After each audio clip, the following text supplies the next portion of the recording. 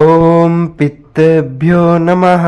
शास्त्र कहते हैं कि पितृगण अत्यंत दयालु एवं कृपालु होते हैं। वह अपने पुत्र तथा पौत्रों से तर्पण की पिंडदान की अपेक्षा भी इसीलिए रखते हैं ताकि उन्हें जी भर करके मन भर करके आशीर्वाद प्रदान कर सके। श्राद्ध तर्पण से पितृ को संतुष्टि मिलती है। पितृ प्रसन्न होकर के संतान सुख, धन धान्य, विद्या, यश, कीर्ति, पुष्टि, शक्ति, स्वर्ग एवं मोक्ष प्रदान करते हैं। लेकिन वे इतने नाजुक होते हैं कि छोटी सी गलती उनको आहत कर देती है और वे अपनी उपेक्षा से नाराज हो जाते हैं, रूठ जाते हैं। अगर वह देखते हैं कि उनके वंशज, उनके परिजन सामाजिक बुराई में लगे हैं, जैसे एक दूसरे से ईर्ष्या रखते हैं, बैर रखते हैं, बहुत ज्यादा गुस्से वाले हैं, या नशा करते हैं, या बहुत ही अधिक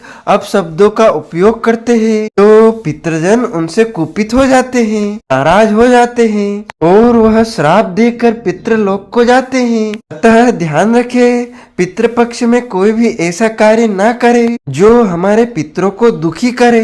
भाद्रपद माह के शुक्ल पक्ष की पूर्णिमा तिथि के दिन पितृलोक के द्वार खुलते हैं और समस्त पितृगण अपने अपने परिजनों के निवास स्थान के पास वायु रूप में भ्रमण करने आते हैं तथा अपने परिजनों से अपेक्षा करते हैं कि हमारे लिए तर्पण करेंगे, पिंड दान करेंगे, श्राद्ध कर्म करेंगे। और जब उनके पुत्र उनके निमित्त कोई भी कार्य नहीं करते हैं तो वह उनको श्राप देकर चले जाते हैं। लेकिन यदि हम अपने पूर्वजों के प्रति कृतज्ञता प्रकट करते हैं, जलांजलि देते हैं, तर्पण करते हैं, पिंड दान करते हैं, ब्राह्मण भोजन करवाते हैं, श्राद्ध कर्म करते हैं और पितरों को नमस्कार करके उनको प्रणाम करते हैं, तो वह सर्व पितृ मोक्ष अमावस्या के दिन हमें भरपूर आशीर्वाद प्रदान करके ही पुनः पितृलोक को प्रस्थान करते हैं। प्रतिवर्ष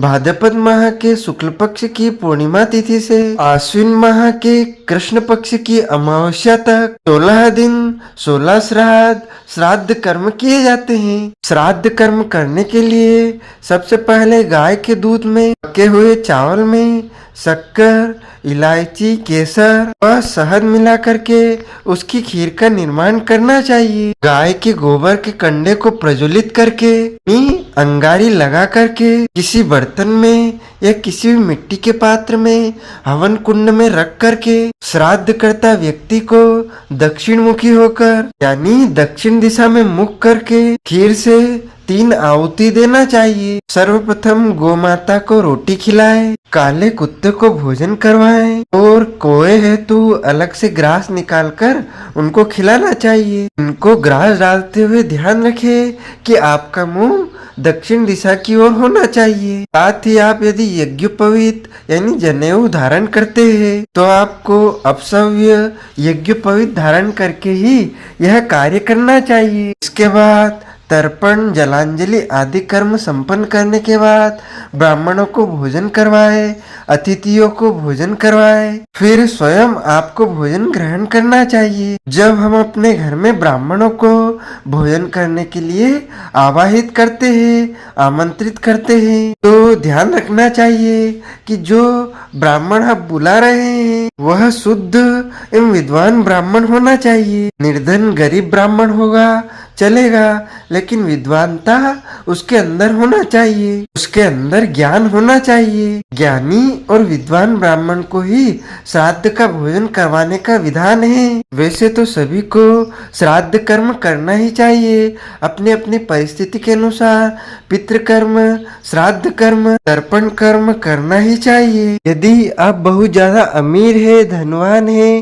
तो भी आपको श्राद्ध कर्म का विस्तार बिल्कुल भी नहीं करना चाहिए। श्राद्ध कर्म हमेशा श्रद्धा से किया जाता है। जो कार्य श्रद्धा से किया जाता है उसे ही श्राद्ध कर्म किया कहा गया है। और इन 16 दिनों में जो भी व्यक्ति अपने पितरों के निमित्त श्राद्ध कर्म, तर्पण कर्म आदि कर्म करते हैं, उसके जीवन में यदि कोई पितृदोष हो तो वह भी जड़ से नष्ट हो जाता है, क्योंकि यह 16 दिन ही होते हैं आपको अपने पितरों को तृप्ति प्रदान करने हेतु, और पूरे वर्ष में केवल इन 16 दिनों में आप अपने पितरों को प्रसन्न कर सकते हैं।